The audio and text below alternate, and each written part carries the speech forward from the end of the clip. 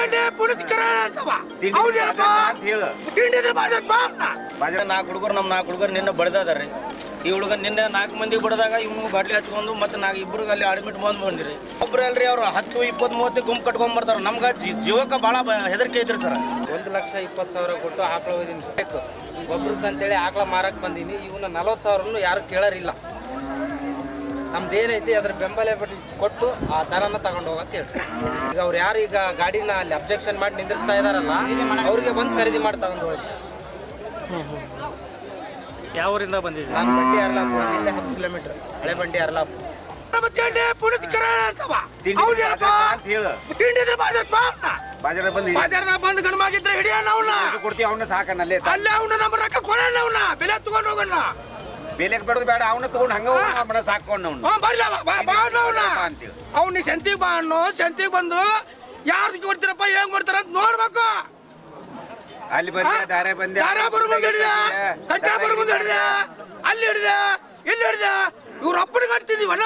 50,000 ಕೊಟ್ಟು 20,000 ಬಿಡ್ತು ಅಂತ ಓಡಿ ಅದೇ ಸಣ್ಣ ಬೆಲೆ ಅನೇಕ ಅದಲ್ಲ.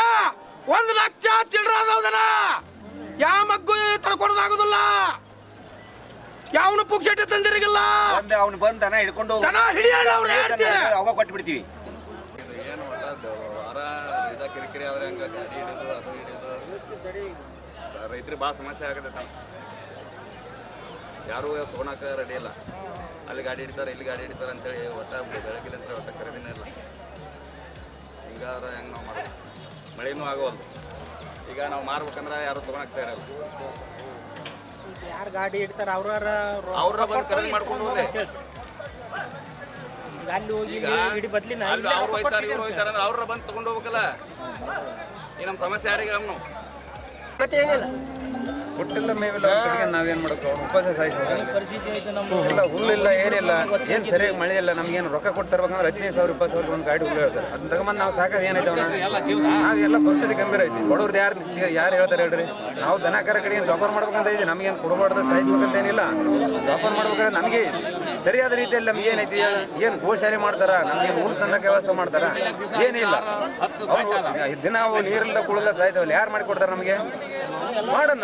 ಅವ್ರು ಏನು ಕೇಳ್ತಾರಲ್ಲ ಅದಕ್ಕೆ ನಾವು ಕೇಳಕದೀವಿ. ಅವ್ರು ಹೇಳಕಂದ್ರೆ ನಾವು ಮಾಡಕದೀವಿ. ಕೇಳೋಣ ಅದಕ್ಕೇನೈತಿ. ನಮ್ಮ ದನ ಈಗ ಇಟ್ಕೊಂಬಂದಿದ್ದೀವಿ. ನಮಗೆ ಅವ್ರು ಅರ್ಜೆಂಟ್ ಇದೆ. ನಮಗೆ ದುಡ್ಡಿನ ಅವಶ್ಯಕತೆ ನಮಗೆ ಐತಿ. ಕೊಡ್ತಾರೆ ಅವರು? ಕೊಡಲ್ಲ.